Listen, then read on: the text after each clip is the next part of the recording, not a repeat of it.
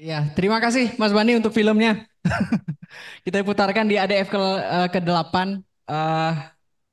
Sudah sekian kali ya ADF memutarkan film-film dokumenter yang juga dilengkapi dengan kegiatan-kegiatan diskusi Mas Bani.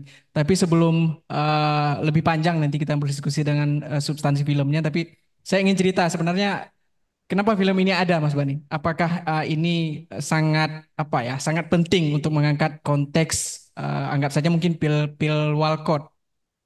Ya, pemilihan wali kota Solo ya, yang ada di sana sehingga Mas Bani merasakan bahwa perdebatan yang terjadi soal siapa yang harus dipilih itu kencang sekali di sana sehingga menarik untuk Mas Bani filmkan. Atau ada hal-hal lain yang mungkin ingin diceritakan tentang kenapa Mas Bani memilih untuk apa membuat film ini. Silahkan.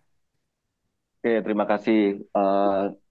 Mungkin untuk menjawab pertanyaan ini itu harus kembali ke konteks tahun itu ya. Jadi ini film yang dibuat di tahun 2015-16 kira-kira begitu.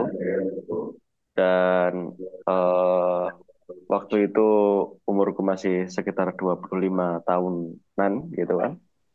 Dan eh, ini adalah film personal yang memang dibuat itu melibatkan apa dinamika personal ya, maksudnya aku, keluargaku gitu, terus kemudian juga apa yang terjadi di sekitar kayak gitu.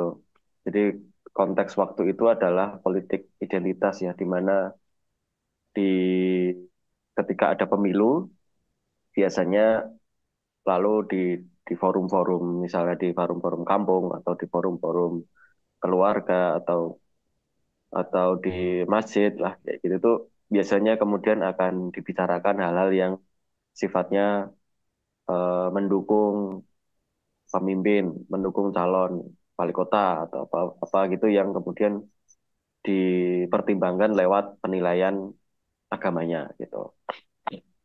Kalau misalnya agamanya Islam sama Islam nanti dipertimbangkan apa, mana yang paling soleh gitu, misalnya gitu. Tapi kalau kalau di waktu itu kan yang satu Islam, yang satu Pak Rudi itu Katolik, lalu dipilih mana mana nih yang Islam gitu. Jadi jadi kemudian diskusi itu yang kemudian merebak gitu di tempat aku tinggal gitu di sekitar gitu. Dan itu kalau nggak salah itu sebelum ada kasus Ahok di Jakarta. Jadi kira-kira eh, itu dulu apa di Solo ini terjadi dulu baru kemudian skala yang lebih gigantisnya kita bisa melihat di Jakarta kira-kira kalau Jakarta kira-kira tahun 2000 berapa ya? 2017 atau 18 17 atau juga. 17 ya? Oh ya, berarti 1 tahun benar. Nah, jadi yang aku rasakan waktu itu ya ini apa namanya kayak kegelisahan-kegelisahan yang sebenarnya urgensinya lebih aku rasakan personal gitu.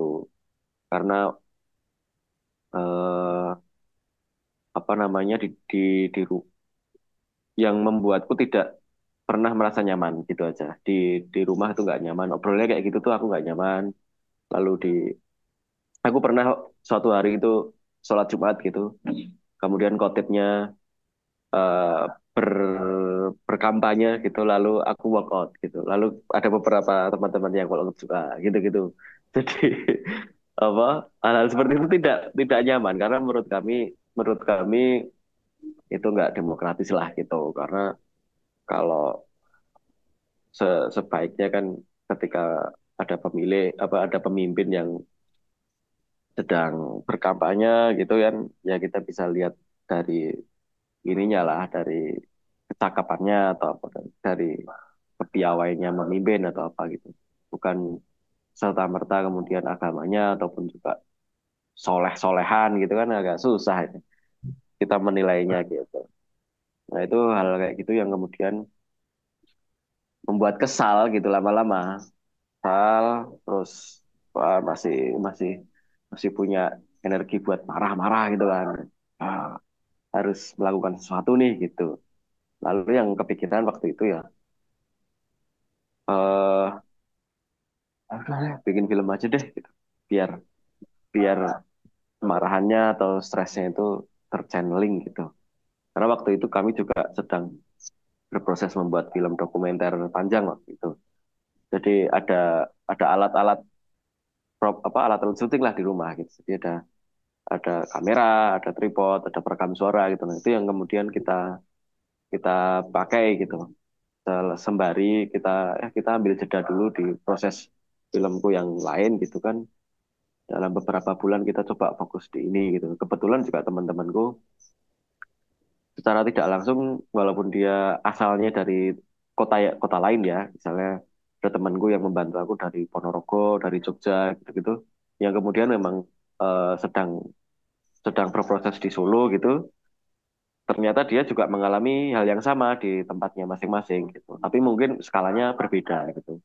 Jadi dia hanya merasakan apa namanya ya kesel aja, tapi nggak yang kesel banget gitu loh. Tapi kalau kebetulan kalau pas di Solo waktu itu di kampungku itu suasananya lebih lebih panas gitu. Jadi hal-hal itu yang kemudian bisa mendukung lah proses berjalannya film ini sampai sampai akhirnya lahir gitu. Gitu. Oke, baik, terima kasih Mas Wani sudah bercerita tentang di balik pembuatan film ini ya. Nanti kita Ya, akan berbincang lebih jauh lagi dan barangkali juga dari peserta penonton film sini juga akan bertanya beberapa hal atau memberikan tanggapan tentang kedua film yang kita putarkan hari ini. Tapi sebelum itu saya ingin minta komentar dulu nih dari Kak Zikra ya. Dua film nih Kak. Ya. Ini konteksnya pasti dekat ya sama kita ya. Bicara tentang pilkada, soal siapa yang harus dipilih. Mungkin barangkali dari kita yang berusia lebih dewasa punya semacam otonomi ya, yang lebih besar ya dalam perdebatan di ruang domestik keluarga untuk memilih siapa gitu. Tapi tentunya anak-anak muda kan mungkin di lebih lebih terpressure ya dengan orang tua ataupun dengan kakak, dengan abang, orang-orang yang lebih tua dari kita gitu. Tapi di film pertama juga itu menarik Kak. Kalau Kakak lihat eh, kalau ini bicara identitas Islam yang terkesan mungkin dipaksakan harus orang Islam yang dipilih misalnya gitu. Tapi dalam film yang pertama, justru ketika ada orang yang ingin menunjukkan ekspresi identitas Islam, ekspresi tertentu menggunakan cadar misalnya, dan itu kan stigma negatif saya rasa ada di mana-mana ya. Orang memilih untuk bebas menunjukkan apa yang ingin dia tunjukkan gitu. Tapi seperti yang di film pertama tadi, oh dijauhi teman-temannya gitu kan. Apalagi ini perempuan ya. Saya rasa punya beban ganda gitu, nggak hanya soal pertemanan, tapi lingkungan sosial yang lebih besar juga pasti ini. Silakan Kak, komentar. Oke, baik. Terima kasih sebelumnya. Assalamualaikum warahmatullahi wabarakatuh. Eh, Sebenarnya kalau kita balik ya ke film, ada satu hal ya. Ketika saya menonton, saya punya pikiran yang menurut saya hampir sama. Kita perempuan, apapun yang kita gunakan, apapun yang kita pakai, pasti selalu jadi polemik. Benar nggak? Jadi ketika kita memilih memakai nikab, orang juga akan memperdebatkan itu. Ketika kita memilih memakai misalnya ya pakaian yang menurut kita oh sudah tertutup, orang pun mempermasalahkan itu. Kemudian ketika kita memilih untuk tidak memakai dalam kata kutip yang di sini mungkin sangat sensitif, itu pun akan jadi masalah. Nah, hari ini setelah kita nonton film ini ada satu hal gitu. Sebenarnya yang salah itu siapa gitu. Saya yakin Islam itu tidak salah ya, agama tuh nggak salah, tapi mungkin ya, nggak mungkin ini. Sepertinya ada persepsi kita yang salah, ya. Ada pemahaman-pemahaman kita yang salah sehingga apapun yang kita pakai ya, karena kita perempuan selalu dianggap salah, selalu diperdebatkan. Saya ingin mengembalikan pertanyaan ini kepada perempuan terutama. Kita bertanya gitu, selama ini ketika kita melihat seseorang menggunakan nikab, apakah kita menjudge mereka? Mungkin kebetulan ada yang bilang enggak. Tapi saya yakin ya, ketika kita tidak memakai itu, kita juga akan menjudge teman-teman kita yang perempuan. Allah soalim misalnya kan. Kemudian begitu juga sebaliknya, ketika orang memilih menutup dengan sempurna, yang kadang-kadang juga melihat kita, menjudge kita dengan, oh dia tidak Islami lah, kayak gitu. Ya, tapi sebenarnya kembali lagi ke poin awal, apapun yang dipakai oleh perempuan pasti menjadi perdebatan. Ya, apapun pilihannya. Setidaknya setelah menonton ini satu hal yang saya pikir minimal ya bagi kita yang menonton. berhentilah ya menjudge orang lain dengan pilihannya. Hari ini kalau kita keluar mungkin karena oke, Aceh itu identik dengan syariat Islam. Kalau hari ini mungkin banyak yang bilang enggak sih, kita enggak judge, kita biasa lihat orang bernikah. Tapi yang ditampilkan di tempat lain bagaimana? Nah, sekali-sekali ya siapapun kita, mau kita perempuan mau kita laki-laki, kembalilah bertanya pada diri sendiri, apakah eh, ketika menurut saya dia memakai nikab itu, tidak ada perbedaan antara dia dengan kita. Tapi ketika kita melihat perempuan yang lain tidak menggunakan nikab, apakah kita akan menjudge? Nah, ini adalah bentuk-bentuk ya, contoh ya dari sebuah film yang kita nonton ya, bahwa manusia itu memang hobinya itu ya. Eh, Gak mana bereh, gak mana itu, lepah tuh, lepah dehah, kan serba salah. Nah itu dia. Terlepas dari film ya, film ini sangat mengajarkan kita sebenarnya sadar diri ya, atau saling menghormati apapun pilihan kita, terutama perempuan. Ya mungkin karena kita di Aceh, kalau ada yang pakai cadar ya biasa aja. Tapi pertanyaannya, ketika ada yang nggak pakai cadar atau ketika ada yang nggak pakai jilbab, tanggapan kita gimana? Coba deh balik nanya. Jadi film ini kadang-kadang jangan hanya diinterpretasikan bahwa oh ini kan tok berbicara nikah, enggak. Ini sebenarnya berbicara bagaimana seorang perempuan ya merasa ya dikucilkan, merasa dijauhi atas pilihan yang dia buat. Kebetulan konteksnya kan pakai nikah, pakai cadar. Tapi ya kita harus kembali, maksudnya kalau menurut saya kita harus melihat dengan kritis film ini ya.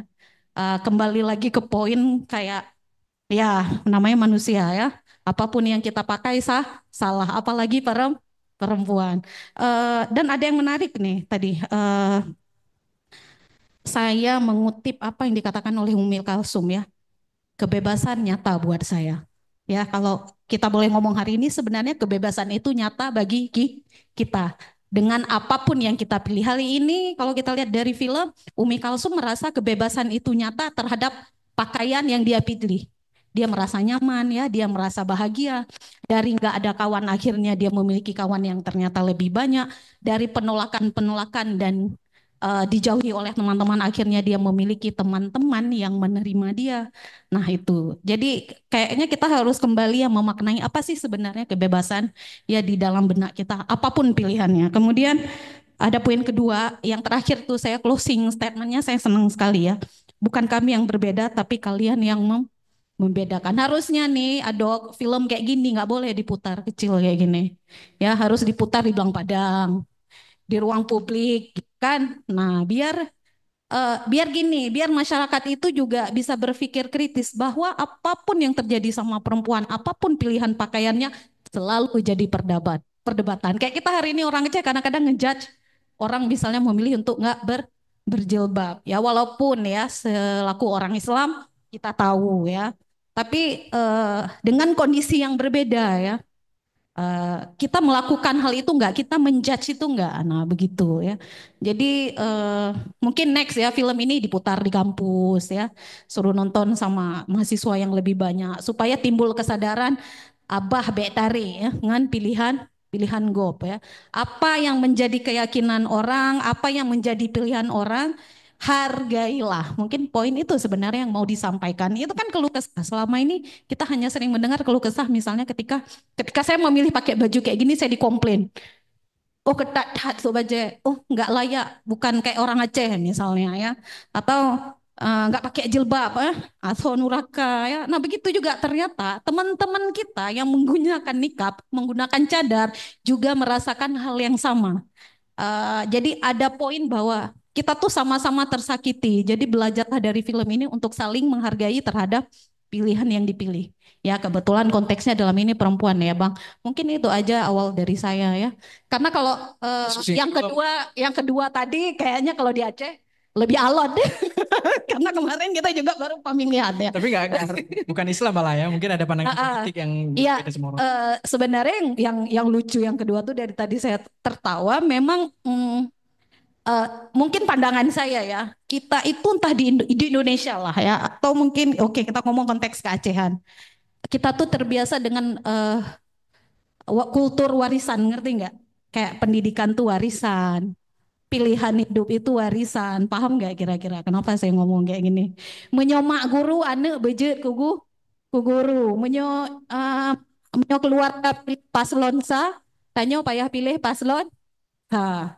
Ya jadi nggak ada yang beda ya sebenarnya dengan di luar. Cuman cara yang kita lihat kondisinya beda. Kebetulan di sana mungkin pertarungannya karena faktor agama lah. Di sini faktor pertarungannya juga semua politisi juga ketika naik atau mau menjabat jualannya agama kan, man.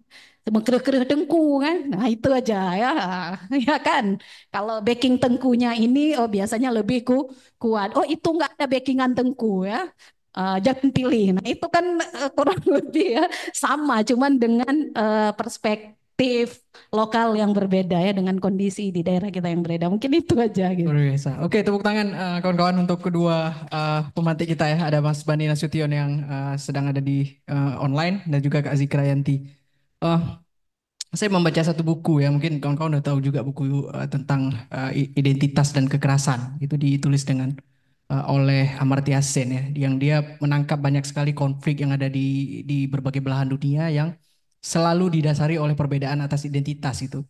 Jadi manusia yang hanya dinilai misalnya satu dimensi aja gitu ya, karena dia Islam ya udah, maka akan ada agama mayoritas di suatu negara itu akan menyakiti orang-orang Islam gitu, dan begitu juga sebaliknya gitu.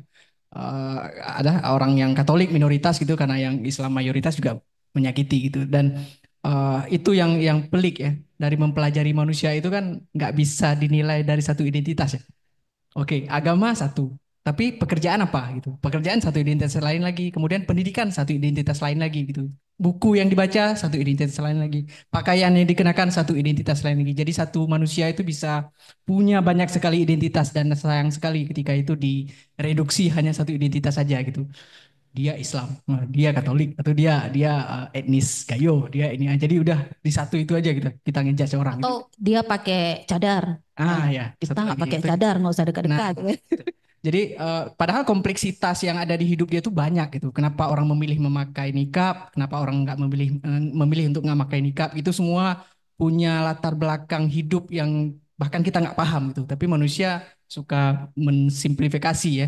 Dan ini sebenarnya film yang cukup representatif untuk kita bicarakan hari ini. Barangkali kawan-kawan punya banyak pengalaman ya di terdekat gitu. Rasa-rasanya misalnya diwajibkan sama ayahnya harus milih ini.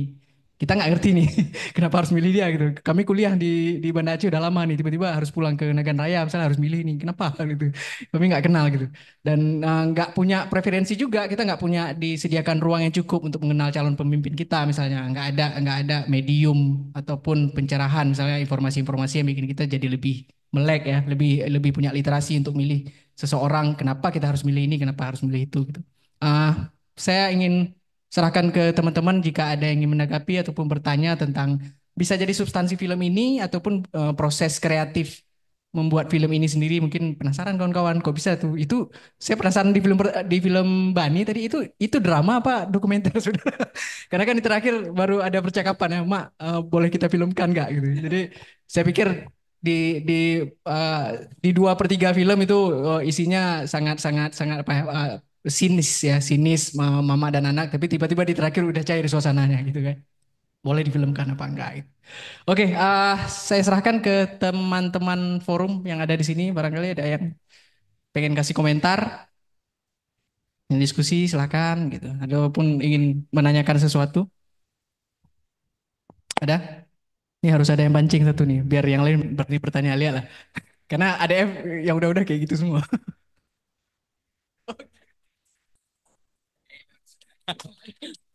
Enggak ada. Enggak ada. Ini kebetulan sudah lama juga tidak ketemu sama Kak Zikra ya. Mudah-mudahan ini momen yang momen yang baik ini untuk diskusi hal-hal yang sangat positif menurut saya.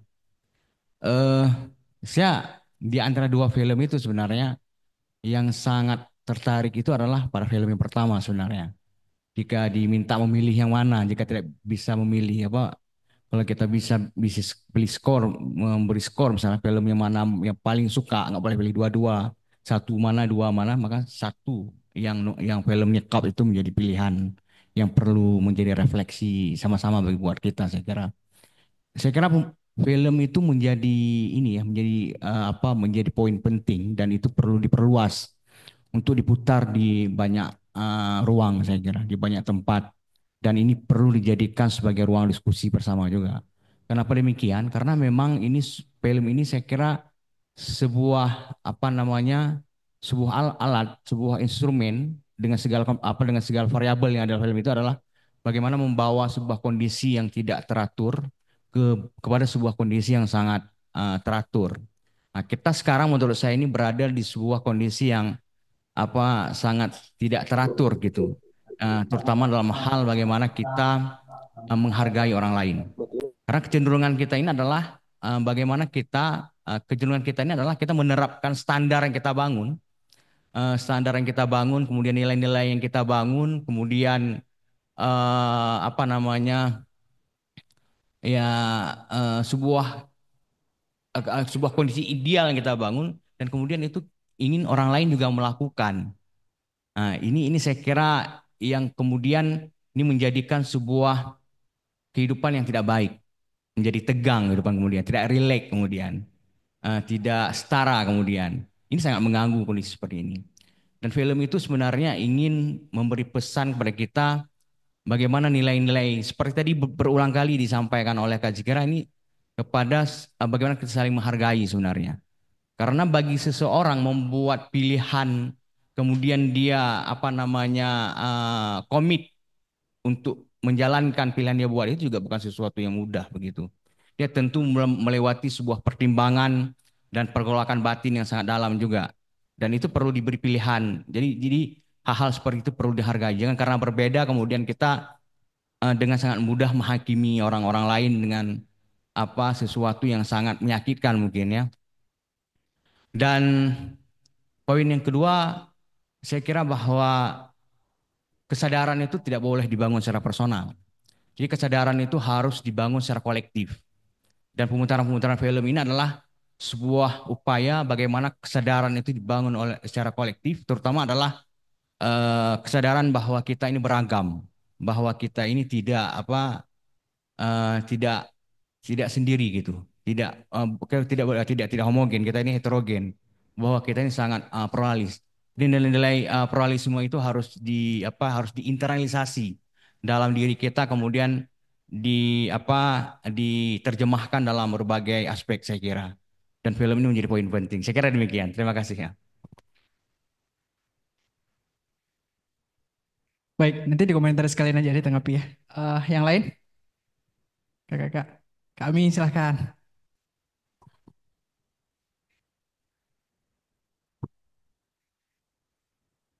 Iya, tadi saya juga eh, sangat menikmati ya dua film yang disajikan pada sore ini. Untuk yang pertama, saya mau highlight dulu juga kalimat apa namanya ini? Kalimat keren kali. Bukan kami yang berbeda, tapi kalian yang membedakan. Jadi saya melihat film ini menghadirkan narasi-narasi resistensi dari kalau di sini subjeknya para perempuan bercadar ya, para perempuan narasi resistensi dari perempuan bercadar sebagai agen subjektivitas karena jadi narasi-narasi ini dihadirkan sebenarnya untuk membuka pikiran kita, betul sepakat ya yang dibahas sama Kak Sikra tadi, ini sebenarnya untuk membuka pemikiran kita sih, bahwasanya bagaimana kita kemudian melihat atau berpikir tentang orang-orang di luar kita. Jadi narasi resistensi ini sangat menarik. Terus yang kedua, kalau tadi salah satu banyak cerita yang menggelitik, membuat tertawa memang di film yang kedua. Satu yang kemudian bikin saya gitu ketika sudah ada terpilih ya, Pak terpilih di yang bukan pilihan dari Ibu Bang Bani tadi, kan ada demonstrasi itu kan, demonstrasi di mana doa-doa jelek yang sebenarnya dikeluarkan oleh pemimpin agama, yang seharusnya yang kita pahami bahwa ketika kita berdoa harusnya kan berdoa yang baik-baik aja ya Kak ya. Jadi sementara ini yang harus kita tekankan, bagaimana pemahaman kita tentang indahnya Islam. indahnya Islam, Islam sebagai rahmatan lil alamin, bagaimana melihat situasi yang berbeda, tapi ya sayangnya kan kejadiannya nyata memang di negeri ini seperti itu, miris. Thank you.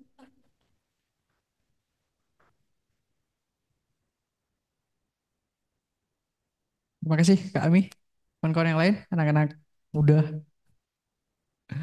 ada yang ingin berbagi cerita mungkin? Agap, ingin menyampaikan sesuatu? Itu siapa teman-teman yang lain? Kakak-kakak.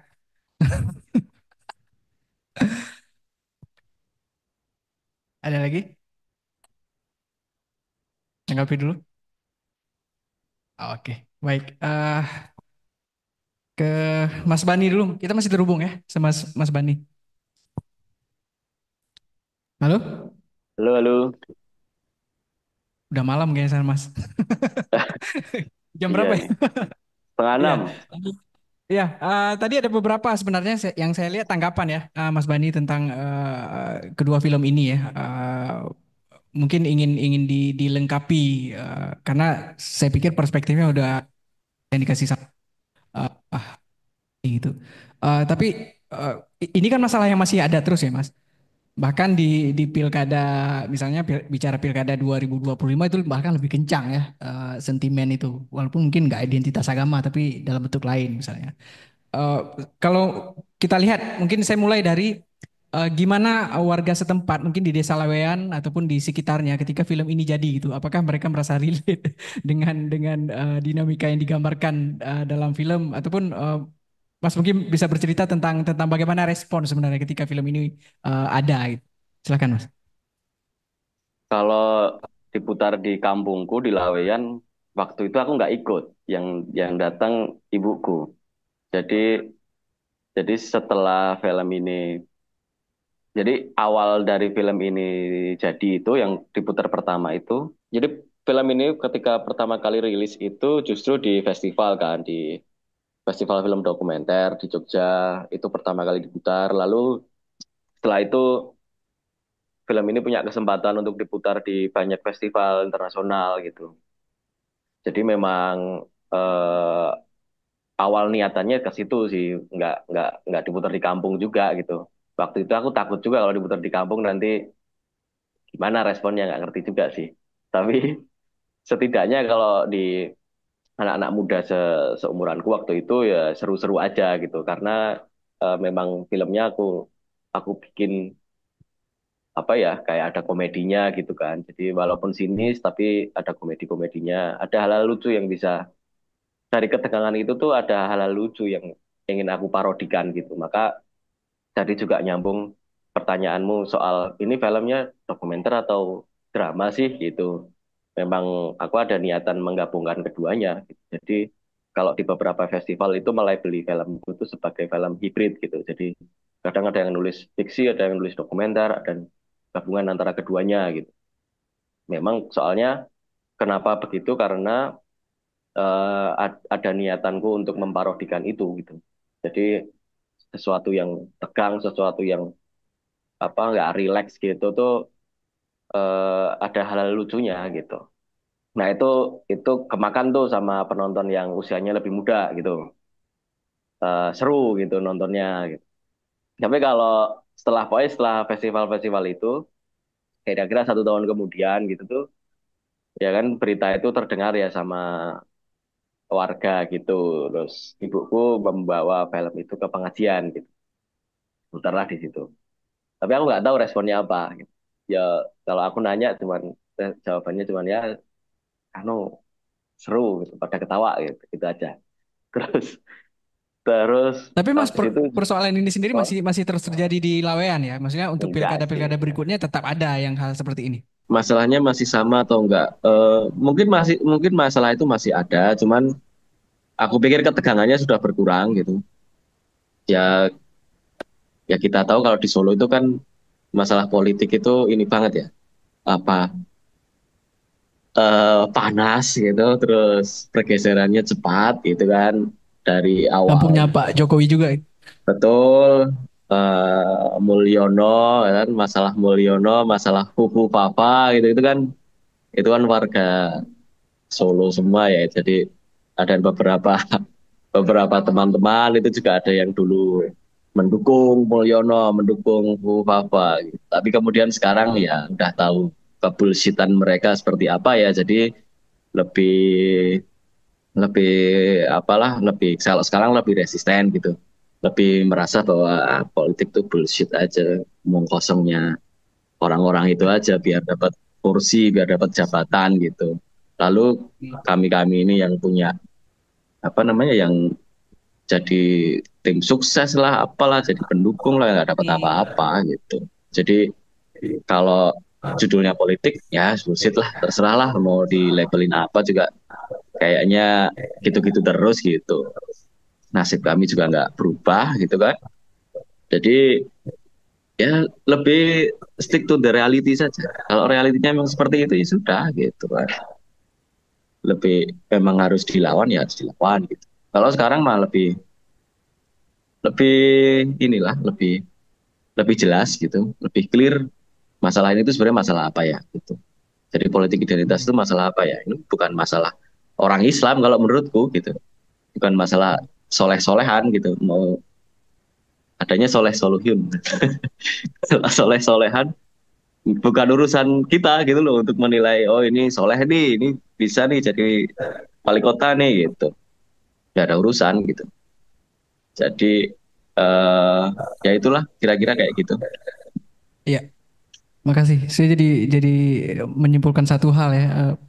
Ternyata apolitis itu jadi sikap politis juga gitu. Jadi kan mereka ini kok udah jadi satu statement ya. Apa itu bullshit itu? Toh yang berkuasa yang ngincar kursi ya. Sementara kita yang berantem di keluarga gitu pilih apa kita nggak jadi apa-apa juga gitu. Tapi itu menarik. Itu sebuah kesadaran yang penting juga ya di lingkungan domestik yang paling kecil di mana orang-orang akhirnya tersadarkan kenapa kita harus ribut ya gitu. Kenapa kita harus maksain siapa milih siapa gitu. Toh kita ibu dan Mas Bani ya tetap keluarga yang mau nggak mau hubungan ayah dan hubungan ibu dan anak itu kan nggak bisa dilepaskan gitu ya. Tapi politik lah yang membuat dinamika terjadi gitu. Kak. Ya, kalau nambahin sedikit ya. Silakan. Nambahin sedikit itu nyambung juga sama tadi kamu sempat mention soal di ending tuh tiba-tiba hangat lagi sebagai ibu anak itu juga waktu itu juga ada kesadaran seperti itu. Jadi yang harus kita jaga itu ya hubungan personal justru gitu antara ibu anak, antara lingkungan sekitar gitu, tetangga gitu, itu hubungan yang menurutku harus dijaga dari dari gangguan politik itu tadi gitu. Jadi maka kemudian waktu menentukan ya ini nyambung juga sama soal ini ya proses membuat film ya gitu. Jadi kan kalau kita bikin film kan ada proses editing. Nah waktu proses editing di film ini itu berjalannya memang agak lama karena kemudian memilih bagaimana kesan apa yang kira-kira nanti diterima sama penonton gitu karena memang isinya kan banyak ya, konteksnya banyak, kemudian poin-poin yang mau sampaikan juga lumayan padat gitu. Jadi menurutku di ending itu harus ada sesuatu yang menyimpulkan bahwa dari sikap ya tadi itu apolitis politik, terus kemudian personal politikal gitu itu jadi nyambung sama yang aku filmin nih kan, ini yang aku filmin kan ibuku gitu kan. Lalu harus ada resolusi yang padu gitu loh. Jadi kemudian aku pilih adegan itu untuk menjadi sebuah statement gitu. Karena kan mungkin ketakutanku waktu itu adalah orang akan merasa bahwa ibu itu seseorang yang jahat gitu karena dia memaksakan banyak hal kepada anaknya misalnya kayak gitu, dan memaksakan banyak hal kepada tetangga dan keluarga gitu. Nah aku nggak mau itu. Jadi di ending itu aku bikin itu agar motivasi ibuku itu jelas kenapa dia ada di sepanjang film gitu, dan itu menurutku motivasi yang umum gitu dan sangat human gitu ya, dimana ya orang tua membantu anaknya gitu. gitu kan. Iya. Karena anaknya punya keinginan seperti itu, lah, orang tua bantu. Itu kan umum banget gitu kan. Jadi itu yang Wujud cinta ibu lah ya. ya kayak gitu. Walaupun buku nggak ngerti juga sebenarnya waktu itu ini mau bikin apa ya gitu. Terus diputarnya Ya, di baik. mana gitu. Lalu Iya. orang nonton nanti responnya kayak apa gitu kan nggak ngerti juga gitu, nggak kebayang. Iya. Makanya aku pakai kata-kata yang sederhana, misalnya ini mau bikin apa sih, mau buat apa sih, buat lomba gitu kan. Lomba tuh lebih, kalau kalau ngomongnya buat festival gitu, festival film tuh kayak apa kan mungkin aku belum pernah datang gitu. Itu kan buat lomba gitu udah, oh kebayang lah gitu. Jadi gitulah, jadi ada hal-hal seperti itu yang berusaha aku sampaikan biar tensionnya itu, ketegangannya berkurang gitu, biar se sekeras-kerasnya apa namanya friksi dalam keluarga itu ya kita tetap satu keluarga, di mana nggak bisa dipungkiri bahwa ya tetap ketemu terus kan, masa lebaran ya ketemu lah, di rumah ya ketemu gitu, Iya. masa gara-gara ini terus kemudian jadi nggak bisa ketemu kan nggak enak. Iya. Baik Mas. Kasih ibu sepanjang masa ya, tapi kasih politisi sepanjang 5 tahun aja. 5 tahun sekali gitu. Jadi, Enggak, jadi benar ya. Saya senang endingnya ya, ketika hubungan kembali cair ya. Jadi ayah dan ya itu bilang itu kita sebenarnya wujud cinta seorang ibu yang pengen ditunjukkan ya, ketika keluarga punya satu persepsi untuk memilih sesuatu gitu. Walaupun ini menjadi perdebatan. Kasih keras silakan. Ingin tanggapi. Sebenarnya tadi mau nyeletuk sih. Tadi kan karena dirimu bilang kasih ibu sepanjang masa, kasih politisi 5 tahun sekali plus amplop 200.000. Ya benar nggak? Ya mungkin itu ya. Tapi boleh mau nambahin ya. Kalau saya ngelihat film kedua ini sebenarnya bukan hanya ngomong perbedaan ya, tapi sebenarnya tersirat itu kalau kita lihat ketika ribut tadi ya. Karena ini relate dengan dibilang sama Kak Rahmania ya, sama Kak Rahmania. Kenapa ya di negara kita ya, orang-orang yang kita anggap ya ketokohan misalnya atau punya ilmu lebih, jatuhnya bawaannya kayak ke kiri, ngerti nggak? Keras ya. Lebih ujung-ujungnya apa, tidak menerima perbedaan. Sebenarnya kan Islam mengajarkan perbedaan. Kemudian Islam tadi juga dibilangkan sama Kak Rahmania bahwa kayak ya tengku, ustadz kan atau imam itu kan harusnya ketika berdakwah tuh mengatakan hal yang baik. Kemudian Islam tuh mengajarkan kita untuk selalu berbicara yang baik. Tapi dari contoh-contoh yang kita lihat sehari-hari, kemudian di dalam film juga tertuang, sepertinya ada perubahan perilaku. Mungkin saya bisa salah, karena di Aceh juga kita sering lihat ya tengku-tengku ya. Kalau dulu saya kecil dengar dakwah tuh, sampai saya SMP kan mungkin karena dulu belum misalnya syariat Islam belum semasif sekarang. Tapi orang senang sekali pergi ke dakwah dengan menggunakan pakaian apapun, benar nggak? Coba deh balik ke memori, saya teringat sekali. Jadi tidak ada batasan ya. Ketika kenapa Wate tadi ngetengku ceramah, dan nyo senang. Ya benar kan, kita bahagia, kita ketawa, ada pesan moral yang kita dapat, yang kita bisa bawa pulang.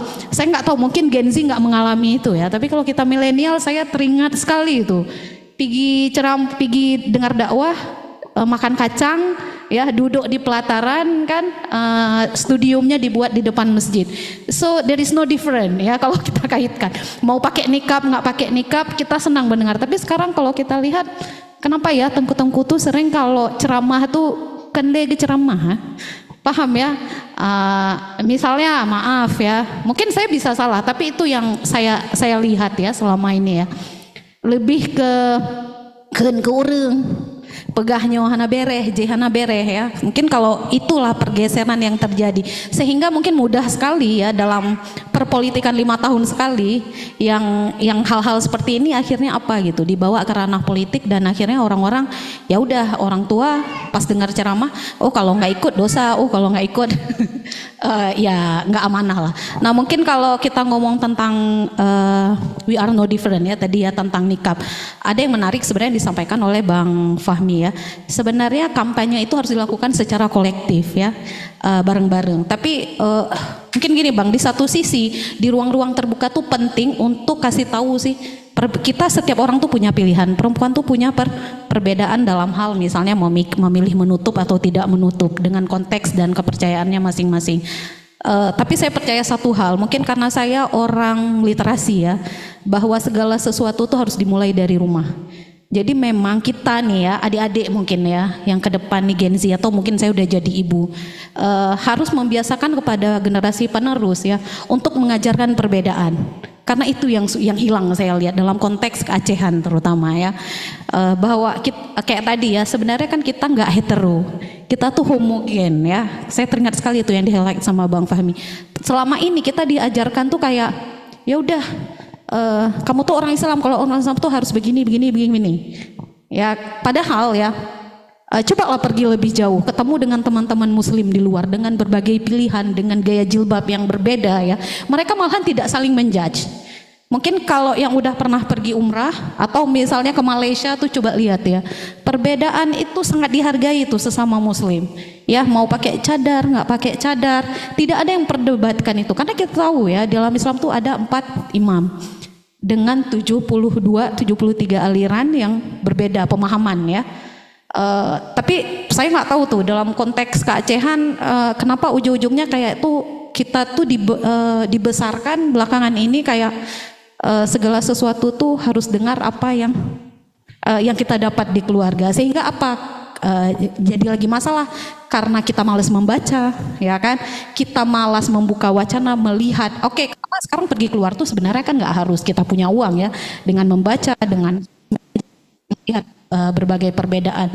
Nah, harapan segala sesuatu tuh memang sebenarnya harus dibangun dari mungkin orang tua kita udah lewat lah, bukan udah lewat, masanya kan sudah habis ya. Nah kita nih ya, saya yang jadi ibu, teman-teman yang jadi ibu ya, harus membiasakan dari waktu mengajarkan perbedaan dengan catatan tetap menjaga identitas. Bahwa kita Muslim ya, misalnya kita Muslim ya, bahwa setiap Muslim juga punya pilihan masing-masing dan jangan membiasakan diri untuk menghakimi dengan pilihan orang lain. Hari ini kita dijudge, hari ini kita menjudge orang, percayalah suatu saat juga kita akan dijudge, terlepas dari polemik tadi ya, apakah bercadar atau tidak bercadar ya, mungkin itu gitu. Baik, waduh keren kali. Makasih Kak Zikra. Entah ya, kaidah. Oke, yang lain kira-kira kita masih punya beberapa waktu lagi. Oke, ini deh.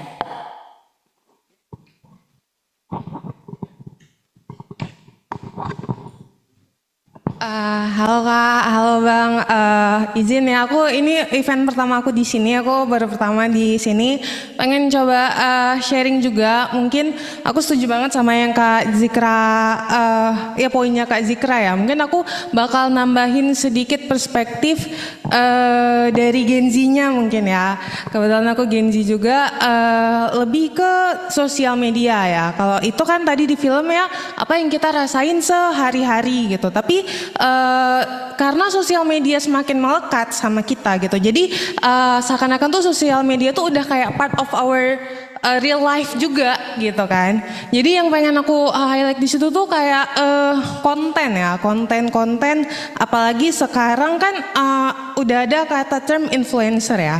Semua orang tuh bisa jadi influencer, dan sekarang fenomenanya aku lagi banyak lihat di TikTok kebetulan itu ustadz wannabe gitu, kayak yang ya aku nggak, I'm sorry aku nggak bisa mikir kata-kata yang lain, tapi ya kayak ya aku nggak tahu background dia pesantren di mana gitu ya. Kebetulan ini laki-laki ya, konteksnya di sini aku mohon maaf, aku tidak menyerang gender manapun, tapi kebetulan di sini dia laki-laki. Jadi waktu aku lihat tuh semua konten itu tentang wanita gitu, kayak wahai perempuan gitu kan, kayak Obses itu, obses. iya kayak tutuplah aurat kalian dan lain-lain, terus kayak tentang perempuan keluar rumah tanpa mahram dan lain-lain. Maksudnya ya it's a great things gitu kamu preach tentang itu, tapi apakah semuanya harus tentang itu gitu? Maksud aku bahkan bukannya kalau kita perempuan lebih enakannya tuh dijelasin sama perempuan juga gitu kan, masih ada ustazah-ustazah yang lain gitu yang bisa menjelaskan gitu kan. Jadi mungkin itu ya, aku juga nggak paham kenapa obsesinya itu gitu ya. Mungkin segitu sih dari aku ya. Keren ya. Ya mungkin kalau bahasa kalian gitu apa, pick me ya, jadi Ustadz pick me. Macam-macam. Ya silakan langsung. Memang Gen Z ini beda ya. ya, cara berpikirnya, which is good ya, benar. Diri atau duduk ya? Bebas. Halo semuanya, kenalin nama aku Rani. Aku juga baru pertama kali datang di event ini. Diajak kakakku kebetulan. Jadi semenjak jadi mahasiswa itu aku nggak pernah cari tahu hal yang kayak gini karena mungkin sibuk sama kuliah. Buku ya? Enggak juga. Jadi sebenarnya aku cukup kaget dengan film yang kedua dari Mas Bani. Soalnya aku juga pemilih pemula di tahun lalu. Ya baru pertama kali mencoblos. Jadi di tahun-tahun sebelumnya itu kan masih kecil, jadi nggak begitu cari tahu, nggak begitu memusatkan perhatian ke hal-hal seperti itu. Aku menyimpulkan ternyata hal-hal yang dijadikan perdebatan di tahun-tahun sebelumnya itu nggak memudar, malah justru makin memanas gitu kan. Mungkin permasalahannya berbeda. Pertama kali itu aku kayak kaget kenapa hal-hal yang sepele dijadikan permasalahan gitu. Di kampungku, kebetulan aku dari Aceh Barat Daya. Di kampungku itu cukup panas. Permasalahannya itu antara pewaris dan perintis. Gitu. Jadi kira-kira sebut nomor nggak ya? Sebut aja lah ya. Jadi yang pertama itu pewaris, yang ketiga kalau nggak salah itu perintis. Jadi hal-hal yang diperdebatkan di sekitar kami itu adalah pewaris dan perintis. Di rumahku juga seperti itu gitu. Kayak ayah dan ibuku itu selalu ngomongin tentang tadi kampanyenya tuh gini gitu kan. Aku kayak aduh ya Allah, bisa nggak usah bahas itu gitu. Soalnya jadi KPPS juga ya kemarin itu. Semua hal di dekatku itu pembahasannya nggak jauh-jauh dari hal politik. Bisa nggak kita bahasnya yang lain aja gitu. Kita semua tahu kita punya pilihan sendiri, punya pikiran sendiri tentang apa yang akan kita pilih, terutama walaupun kami ini masih Gen Z, masih yang baru gitu Gen Z. Kami tentu nggak yang sepele menganggap ini bakal terlewat begitu saja gitu kan. Pasti kita juga cari tahu seperti apa pemimpin ke depannya. Tapi masih tetap diomongin dan menurutku itu risih. Dan aku relate dengan Mas Bani kayak aduh di rumahku juga bahas itu. Mungkin itu yang bisa aku bicarakan. Terima kasih. Terima kasih. Ya. Ini jangan sampai jadi Ustadz wannabe ya. Ya, bismillahirrahmanirrahim. Assalamualaikum warahmatullahi wabarakatuh. Jadi mungkin untuk pertama kali saya pengen mengaku Kak Zikra. Bahaya nih. Ternyata di kedua momen film ini saya adalah pelaku. Jadi mungkin di film pertama untuk perempuan-perempuan yang memakai cadar itu saya no comment sih sebenarnya, dia mungkin ketika melihat secara jauh ya, tapi secara umum mungkin kita no comment, yes, biasa aja kita lihat mereka kan. Tapi ketika itu dihadapkan dengan diri saya pribadi ya, misalnya ketika ada yang menjodohkan dengan orang yang bercadar, tentu saya nggak mau gitu ya. Jadi dari situ kan saya pelaku nih di sini. Lagi-lagi ya saya yang memandang mereka berbeda gitu. Dan itu udah berulang kali ya, dan saya tetap nggak mau gitu ya. Dan hal-hal kayak ginian ketika saya sadari, saya ambil itu jauh di lingkungan gitu. Ketika saya lihat keluarga saya sendiri, bagaimana kapan kakak saya pakai jilbab pertama kali misalnya, itu di awal-awal sekolah nggak ada saya lihat. Oh ternyata dia udah karena mama saya bukan tipe orang sangat agamis gitu, minta anak pakai jilbab, nggak ada gitu. Keluarga saya nggak begitu agamis sekali. Jadi dia sadar sendiri karena lingkungan. Begitu juga saya lihat adik-adik saya yang perempuan gitu ya. Ternyata mama saya nggak nyuruh mereka pakai jilbab gitu. Tapi ketika mereka keluar rumah harus pakai jilbab gitu. Dan mereka sendiri yang berkekeh gitu. Dan ketika saya cek teman-teman lingkungannya juga gitu. Bedanya mungkin dulu kakak saya sekolahnya bukan di Aceh, dan mereka yang adik-adik saya sekarang di Aceh gitu. Dan konstruksi yang terbangun ke saya yang berbeda di sini juga terjadinya gitu. Ketika di kampung saya lihat misalnya ada pembisikan-bisikan ke orang-orang yang berjenggot, kemudian istrinya pakai cadar besar gitu ya. Mungkin saya secara umum ya biasa-biasa aja, tapi ternyata tidak sadar itu tertanam. Kita lihatnya biasa aja, tapi bisikan-bisikan lingkungan ini menanam pola pikir itu, dan akhirnya saya punya mindset mereka berbeda. Dan ini luar biasa berbahaya ternyata ya, dan saya baru sadar hari ini gitu. Masya Allah ya. Yang kedua mungkin di film kedua, lagi-lagi saya pun pelaku di film kedua. Cuman Oh mana? Ini boys wannabe. jadi benar-benar mengaku hari ini ya. Dan memang saya memanfaatkan itu Kak Jikra. Saya memanfaatkan itu di pileg terakhir, mungkin di pilkada enggak, di pileg terakhir, dan itu menang. Yang saya perjuangkan dua-dua menang dan strateginya kayak gini. Oke, mungkin itu aja, mungkin detailnya bisa di warung kopi aja. Oke, terima kasih. Ini bisa langsung ditanggapi. Jadi ADF jadi ruang pengakuan dosa lagi gitu ya. Keren. Oke, yang lain ada yang ingin membagikan perspektifnya, kesan ya. Oke, silakan. Halo Kak Zikra, aku sedikit berbagi ya. Jadi kemarin kita diskusi ya Bang Jamal bahwa aku lagi bikin film juga tentang seorang nonis. Tadi ada Kak Zikra bilang ya, bukan kami yang berbeda tapi kalian membedakan. Nah, insya Allah judul filmnya ini judulnya itu berbeda bukan dibedakan. Jadi bagaimana seorang nonis ini berjuang bekerja di Aceh gitu. Bagaimana ruang publik khususnya untuk perempuan itu masih dibatasi. Apalagi yang bagi yang nonis ya. Aku juga baru sadar bahwa misalnya nih nggak usah jauh dalam pemilihan calon legislatif. Kan masih belum ada nih yang nonis menjadi yang duduk di kursi gitu. Kita memperjuangkan perempuan. Tapi kayak yang misalnya yang Islam atau nonis pun nggak ada gitu. Jadi kan dalam film itu aku juga baru nyadar juga ya. Ya itu waktu kami diskusi dengan filmnya. Ini masih masih disembunyikan siapa ya, nanti akan dikasih tahu. Oke. Jadi aku baru sadarnya Kak Zikra memang betul ya ruang publik untuk perempuan itu kayak dibatasi. Betul kayak orang pakai cadar. Perempuan itu kayak saya mengalami juga Kak. Saya ke Banda Aceh itu pernah dibilang gini. Oh semenjak di Banda Ina udah pakai celana ya gitu. Itu Kak perspektifnya, karena masalah klasik di Aceh tuh ya dari dulu ya. Beja sikula beja jadi rula hontu. Ya Kak, jadi kan dia tuh bilang kan aku nggak suka lihat kamu pakai celana, aku lebih suka kamu pakai gamis itu. Jadi bingung juga sampai ke pakaian perempuan tuh kayak di judge stereotip dengan negatif kayak dengan kenapa aku milih subjek film aku yang nonis, karena mungkin di Banda Aceh Bang ya kalau orang pakai jilbab itu hal biasa, tapi di luar Aceh gimana, mungkin dia lewat ke Abdiya, Labu Haji, Singkil, Sebu Salam misalnya gitu, gimana respon orang sana. Jadi pernah yang buka jilbab tuh kalau ini bahasa Jamnya, buka jilbab ada malu kayak orang lain.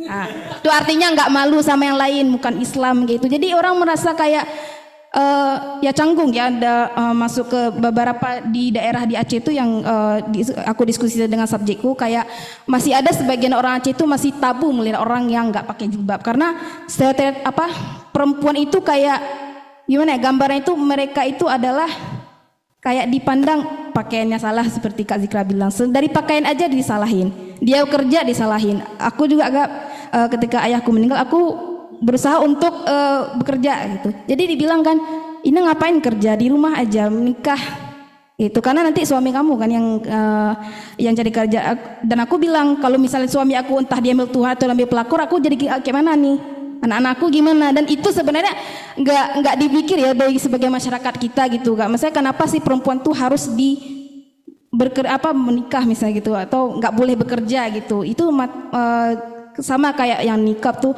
orang bernikah kan kayak salah satu saudara aku juga Kak, dia udah masuk salafi dan pakai cadar, malahan dicap kayak gini, Ina nanti kamu jangan kayak amah ya, nanti udah belok kayak gitu. Jadi kayak perspektif gini Kak, kalau orang kami Kak di kampung itu sampai gini, salah satu pengajar itu pakai nikah Bang Fuad, jadi bilang gini dalam jamnya gini, nggak usah masuk ke situ, beko belok kalian. Artinya tuh nggak usah masuk ke pengajian itu nanti belok, karena stereotip orang bernikah tuh berbelok, pengajarannya itu lebih ke kiri. Ya karena pakai makeup tuh berbelok. Iya, belok-belok jadinya gitu Kak. Nah itu aja sih yang mau aku diskusikan, dan doain ya teman-teman film aku insya Allah jadi. Amin, sukses. Oke, terima kasih. Assalamualaikum warahmatullahi wabarakatuh. Kayaknya aku langsung aja ya mungkin ya. Kayaknya dari tadi gatal gitu. Tapi itu ya, kalau aku menggarisbawahi satu hal ya, bicara tentang relasi misalnya minoritas mayoritas. Minoritas itu juga kadang-kadang kita perlu bongkar ya. Terutama persoalan perempuan gitu.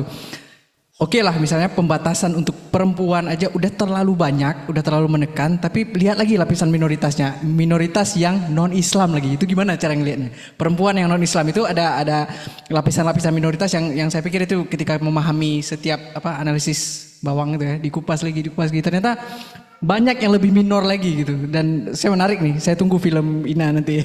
Ini perempuan nonis. Ya, jadi ada 3 lapisan tuh, perempuan udah non Islam lagi dan ingin bekerja. Wah, ini ada 3 tantangan berarti ya. Ada 3 lapisan konflik yang dia hadapi ketika tinggal di Aceh. Ini menarik sekali. Jadi ya filmnya. Oke. Nanti kita tunggu undangannya. Ada lagi? Oh. Oke, terakhir. Ibu Ami. Saya mudahan nih tapi dosen UIN. Orang ilmu perpustakaan. Oke, Assalamualaikum warahmatullahi wabarakatuh. Ini jujur pertama menghadiri kegiatan ini, sedikit saya tertarik sekali dengan film yang pertama tadi tentang niqab. Memang niqab itu kan kayak mana ya, kayak identitas seorang muslim, dia itu kan pilihan, dia mau menggunakan cadar atau tidak gitu kan.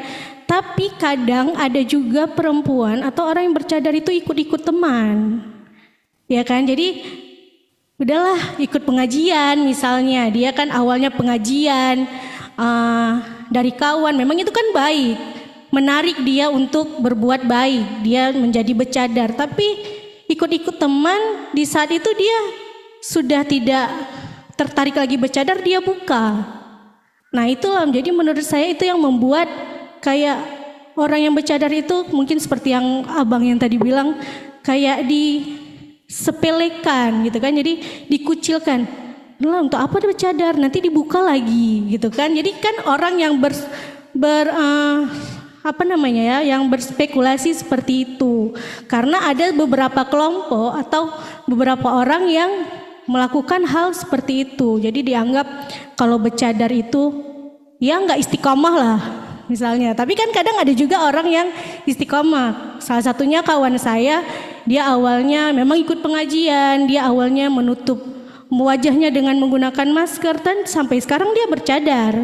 Tapi ada juga yang saya lihat sendiri, itu dia sudah bercadar, sudah menutup wajahnya, terus tiba-tiba sekarang sudah berpenampilan lagi seperti ini, seperti pada wanita pada umumnya, tidak menggunakan niqab lagi. Nah jadi mungkin gimana tuh tanggapannya? Kan membuat orang yang bercadar itu, ya gitulah, gitu ya. Gitu aja. Terima kasih. Memang kalau dosen nanya kritis kali ya. Cukup kawan-kawan. Saya akan persilahkan pemantik kita untuk kasih kesimpulan lah ya, sekalian menyudahi forum kita. Kak Zikra dulu ya, nanti baru Mas Bani, silakan. Ini coba terima kasih sebelumnya. Ya ternyata alot sekali ya. Saya nggak nyangka gitu kan. Ternyata banyak wajah baru, ternyata akhirnya pada berani sharing pengalaman ya. Tapi satu hal mungkin yang paling menarik tuh statement dari Bu Ami. Saya nggak tahu ya, saya nggak bilang saya orang fashion, tapi saya suka baca, saya suka ngikutin, walaupun saya bukan desainer, bukan ngerti fashion, tapi mungkin itu tadi karena pembaca yang berhubungan dengan fashion saya suka. Nah, kalau kita lihat dalam paradigma perkembangan fashion ya, kalau kita kaitkan ya dengan misalnya orang memilih memakai niqab, ada orang nggak memilih memakai niqab, yang tiba-tiba pakai terus buka, itu kalau bahasa yang kalau yang saya pahami sama dengan ya seseorang atau seorang anak lagi pingin nyoba, paham nggak? Yang kadang-kadang karena dia baru pergi ngaji nih, dengar ustadznya bilang, tiba-tiba pakai jilbab, tengok mamanya nggak pakai jilbab keluar pintu pun nanti ribut, paham nggak? Nah, ya jadi kayak pemahaman tentang fashion itu bisa dibangun ya tergantung di mana kita berada. Nah kondisinya misalnya dalam kondisi nikab tadi ya mungkin dia kan baru coba-coba, baru ikut ya, tapi pada dasarnya belum tentu ternyata dia akan memilih untuk memakai. Jadi ini saya bingung bilangnya ya, tapi kan faktor yang mempengaruhi kalau bahasa kita tuh faktor lingkungan ya. Kita mau coba kayak sekarang lagi trennya skena kan, semua orang dari celana pensi beralih ke gaya skena, tapi itu sebenarnya nggak akan stay lama ya. Dalam dunia fashion itu dia selalu berputar. Tergantung kalau Anda memilih dalam konteks misalnya perempuan muslim, itu bisa diamati loh. Coba lihat deh di sosmed ya, dari masa ke masa. Cewek muslim yang suka ngumpul, suka pengajian ya, dari dulu warna hitam sekarang senangnya warna-warni. Ya, kemudian dari yang nggak pakai nikab tiba-tiba memilih pakai nikab, tapi dia memang tidak nggak sustain ya. Dia nggak akan selalu, karena apa? Masih mencoba-coba ya. Sekarang kalau kita lihat ya, fashion teman-teman muslim itu udah pakai pita, lihat nggak? Ya, itu sebenarnya kalau saya lebih melihat mereka tuh di samping sedang mencari jati diri ya itu tadi mengikuti perkembangan fashion ya. Karena fashion itu bukan hanya kayak orang nggak pakai jilbab, ternyata itu juga merambah ke wanita-wanita muslim yang memang ingin menutup dengan sempurna. Walaupun akhirnya yang terjadi itu kita yang melihat itu nggak komit ya, yang kayak dibilang Bu Ami tadi ya. Tapi kalau saya melihatnya seperti itu, karena gini, buat orang untuk ngambil keputusan menurut saya ya, untuk pakai nikab tuh memang gak gampang.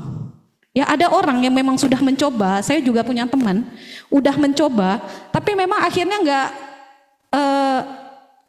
nggak kuat. Mungkin bukan nggak kuat itu bukan berarti dia tuh nggak taat ya, tapi memang nggak gampang gitu. Kayak orang belum pernah pakai jilbab, tiba-tiba belajar pakai jilbab atau disuruh pakai jilbab, dan pada suatu saat dia lepas lagi jilbab. Ya kita nggak tahu pergolakan batin orang antara dua tadi, belum punya komitmen yang tinggi, antara satu lagi masih ikut kelompok, ngerti?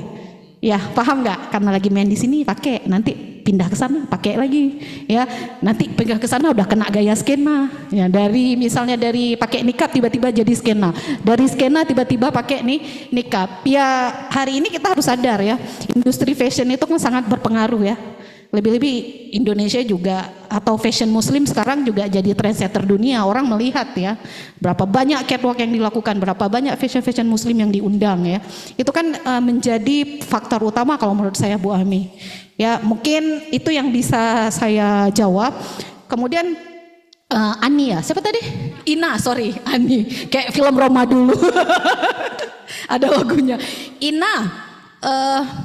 Ada satu hal yang sering saya lontarkan ya, sehingga saya sering jadi bukan bulian sih ya, tapi saya nganggapnya itu kalau si Zikra tuh siki-siki ngomongnya patriarki. Paham ya, kita itu kulturnya memang masih kultur patriarki, dan patriarki itu tuh bukan representasi dari Islam, itu representasi dari kultur. Jadi perempuan tuh dari lahir harus begini idealnya. Jangankan udah kayak gini ya. Saya sendiri itu pernah tuh ada hal yang sangat kocak gitu. Udah kayak gini, udah tua kayak gini ya kan? Iya kan udah tua kan? Tapi masih ada tuh, karena saya orangnya keras. Saya tuh kan orangnya rebel ya. Saya nggak suka diatur. Saya punya persepsi sendiri. Mau urusan nanti dikait-kaitkan karena saya mengajar di mana tuh saya nggak peduli. Saya tuh sampai ya udah di kota Banda Aceh ngumpul dengan kawan-kawan intelektual. Hari ini tuh masih di komen, coba lah bilang sama ibu tuh lembut dikit. Terus lembut ya tuh kan, bahwa perempuan tuh identiknya harus lembut, harus kemayu ya. Hana itu pun zaman cunya di mutia, kuah babah terus lapangan. Hana lean karena itu ya. Dan kapan budaya patriarki itu berubah? Ya kalau dulu pernah dengar statement Kak Cut itu, ketika masa konflik ya, masa konflik itu kan kita banyak dibatasi. Perempuan tuh kayak kalau di rumah tuh kan sangat, nah mungkin perubahan itu. Jadi kalau mau tahu lebih banyak tentang apa itu misalnya budaya patriarki, lebih baik membaca ya, karena kita nggak punya waktu menjelaskan itu, tapi kita bisa diskusi tentang itu. Nah pick me apa tadi Ustadz Wannabe ya. Gen Z itu kan sangat identik dengan sosmed ya, kemudian the influencer thing ya, atau pingin jadi selebgram ya. kadang-kadang gini deh ya, seharusnya ya kita ketika kita lihat banyak ustadz-ustadz wannabe itu yang merasa lebih benar ya, perempuan tuh jangan diam. Tapi yang bikin kadang-kadang kesel itu kita memilih diam. Ya, perempuan itu kenapa kadang-kadang susah bergerak, susah berbicara, susah ngomong hak-haknya. Karena apa? Ketika di kayak gituin kita milih diam. Ya, menurut saya itu salah. Makanya dibilang jadilah perempuan yang progresif ya, yang berani ngomong. Ya minimal speech lah apa yang dia bilang. Ya, speech walaupun kita bukan ustadz wannabe, ustazah wannabe gitu ya, atau kita bukan umi wannabe ya kan. Ambil aja ya, misalnya mereka kan suka ngutip ayat tuh. Ambil aja ayat lain. Sekarang kan tools juga banyak. Kita bisa nanya, literasi digital juga sekarang gampang. AI itu kan juga bisa digunakan tuh hal yang positif. Stage ya, balas gitu. Kenapa? Walaupun memang akan berat ya, akan dijudge banyak orang. Tapi ketika kita memilih diam, kadang-kadang orang-orang seperti ini akan semakin suka. Dan mereka punya pasarnya. Paham kan? Percayalah, ketika kita menjawab itu, kita juga punya pasar kita. Ya, karena apa? Perdebatan di sosial media itu jauh lebih alot dan terbuka daripada kayak gini. Dan akan banyak orang yang pernah dengar statement enggak? Minyak tuh kumpulnya dengan minyak, air tuh kumpulnya dengan air. Jadi jangan pernah rendah diri bahwa tidak akan ada air bersama kita. Paham enggak? Enggak semua orang tuh jadi minyak, ya.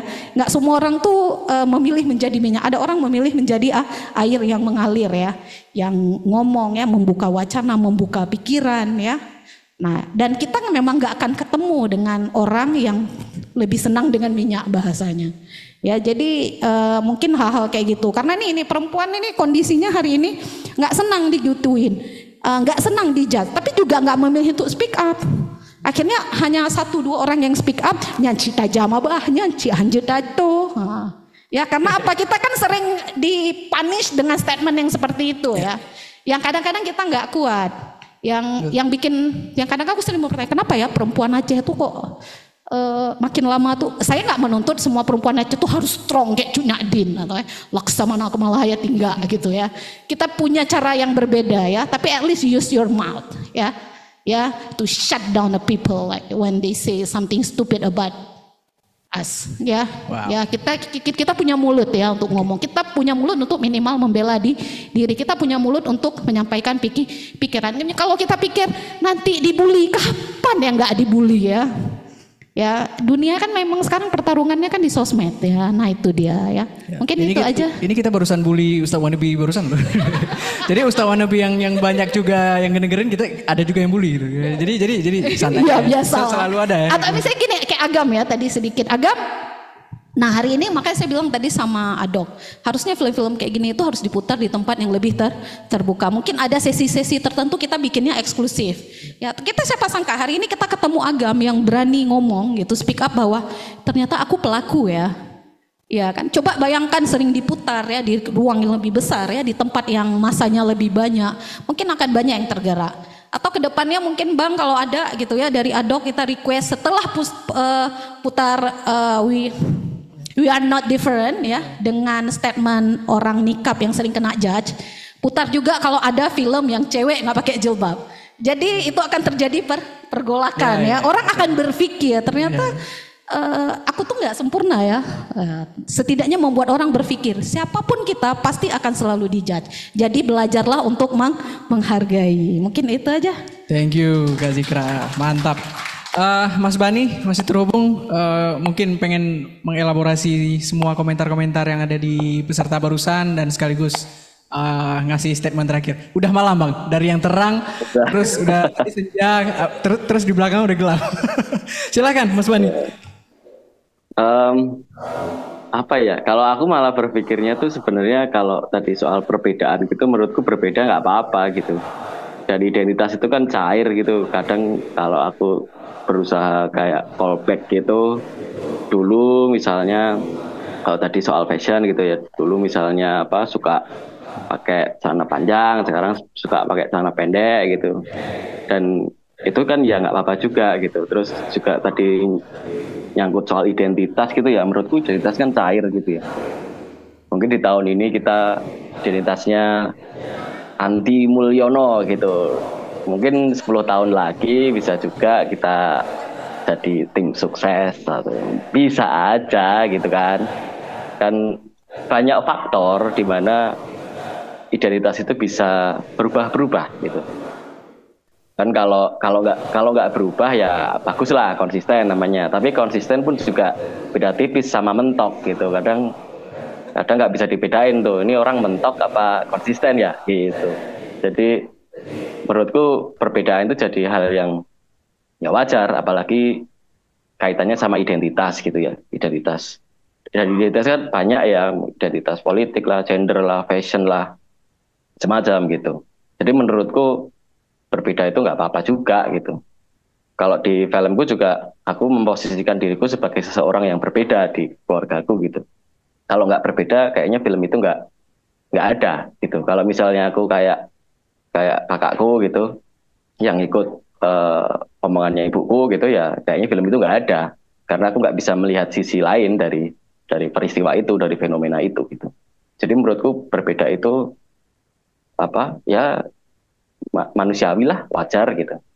Yang nggak boleh itu menurutku membeda-bedakan. Problemnya adalah di situ sebenarnya, membeda-bedakan orang gitu, ngebully orang gitu. Terus juga merasa ya kayak tadi ada istilah nonis gitu. Aku sebenarnya masih bingung juga sih apa istilah itu sih. Seolah cuma ada di Indonesia itu cuma agama itu Islam sama non-Islam lah. Non-Islam itu kan banyak kan. Ada apa Kristen, Katolik, Konghucu, Hindu, Buddha, masih ada agama lokal gitu, agama kepercayaan itu juga ada namanya semua gitu kan. Tapi terus dalam istilah aja kita mempolarisasi jadi cuma ada dua kubu gitu loh, Islam sama non-Islam gitu. Islam pun juga ada banyak kan, ada Islam yang sholat, ada yang enggak sholat gitu, ada Islam yang minum alkohol gitu, ada Islam yang nggak mau gitu kan. Islam kan ada banyak gitu loh maksudnya. Ada NU, Muhammadiyah, ada apa lagi ya? Ada Sunni, Syiah, ada Ahmadiyah, ada yang sholatnya sehari sekali, ada yang sholat idnya puasa baru 15 hari terus sholat id, itu ada juga kan, ya itu Islam juga gitu. Aku nggak tahu juga itu benar atau salah, tapi mereka mengklaim gitu bahwa dirinya Islam, ya apa juga kan, gitu. Itu juga kemudian relate juga ya waktu filmku diputar di Korea gitu, misalnya ada orang nanya gitu, orang tua nanya itu, Islam di Indonesia tuh kayak apa sih? Kok aku lihat di filmmu ini ada yang kayak ibumu, yang bahkan di kasur pun pakai jilbab gitu. Ada lagi yang kayak kamu gitu, pakai celana jeans, rambut gondrong gitu. Waktu itu kan gondrong kan. Ya aku cuman bilang ya di Indonesia tuh juga Islam banyak gitu. Dan kemudian politik itu kemudian menggunakan kerapuhan ketidaktahuan kita sama perbedaan ini jadi sebuah alat untuk memecah belah kita lah, untuk melemahkan kita lah gitu. Tadi kalau nyambung ada yang Mbak siapa tadi yang ingin bekerja tadi, menurutku kan poinnya sebenarnya bukan soal dia pakai nikab atau jilbab terus atau dia Islam atau bukan Islam, tapi kan poinnya dia ingin bekerja justru. Kan masalah utama kita sebenarnya di situ. Ya bisa nggak sih orang ini tuh dalam bekerja itu tidak dibeda-bedakan misalnya. Dipenuhi haknya misalnya kayak gitu, itu kan yang sebenarnya utama ya, yang jadi diskursus kolektivitas sebenarnya harusnya itu gitu. Bagaimana kalau pas bekerja membuat karya gitu misalnya kan, atau sekolah gitu itu tidak dibeda-bedakan sama siapapun gitu. Dan kalau alasannya adalah karena kamu berbeda, ya lawan gitu ya, hakku kok untuk berbeda, itu kan hak kita, masa nggak boleh berbeda gitu kan kalau ada ayatnya kayaknya bahwa manusia diciptakan berbeda-beda, kalau nggak salah gitu ya, ada ya, aku nggak tahu ayat apa di Al-Qur'annya itu di bagian mana, tapi sepertinya ada gitu. Iya Mas, Sepertinya ada ayat itu gitu loh. Ya itu bisa dipakai buat inilah, buat Iya. seolah-olah jadi Ustadz wannabe gitu yang ada landasan Al-Qur'annya gitu. Jadi menurutku sih kalau statement terakhirku ya nggak apa-apa, berbeda aja gitu. Lumrah kok gitu. Jangan jadikan perbedaan jadi kelemahan gitu. Yang penting yang harus kita waspadai, kita nggak boleh menormalisasi untuk dibeda-bedakan gitu. Itu aja. Iya. Baik. Terima kasih Mas Bani udah hadir di forum ADF ke-8. Terima kasih juga untuk Aziz Krayanti udah memberikan banyak sekali perspektif ya ke kita semua. Ini kali ke-8. Berarti mungkin ada dengar-dengar sampai ke 1000 berapa? Masih banyak ya. Mungkin beberapa tahun ke depan ADF akan terus ada dan dengan tema-tema yang lebih menarik ya. Hari ini kita ngomong tentang identitas dan prasangka ya. Bicara prasangka juga kita harus paham bahwa ada konsep yang namanya nggak hanya bermodal prasangka itu nggak hanya muncul karena ketidaktahuan kita ya, tapi justru karena pengetahuan yang ditumbuhkan dari percakapan di lingkungan, misalnya dari buku-buku yang kita baca. Maka seperti Kak Zikriyanti bilang buka itu buka pikiran dan jangan hanya membaca satu sumber saja, tapi membaca dengan banyak sumber, kemudian bertemu dengan orang-orang yang berbeda dan itu yang melahirkan kita lebih aware ya, ataupun lebih terbuka terhadap perbedaan yang ada di orang lain. Terima kasih sekali lagi, saya minta tepuk tangan kawan-kawan semua. Makasih banyak yang udah bersedia memberikan komentar di film ini. Semoga di ADF ke depan datang lagi. Saya Fodi Murtatilah, mohon maaf kalau ada salah-salah kata. Wassalamualaikum warahmatullahi wabarakatuh. Waalaikumsalam. Oke, ada sesi foto bersama ya. Oke, silakan. Tanggal 17 masih di bulan ini, tanggal 17 Mei silakan datang lagi. Akan ada pemutaran ADF ke-9.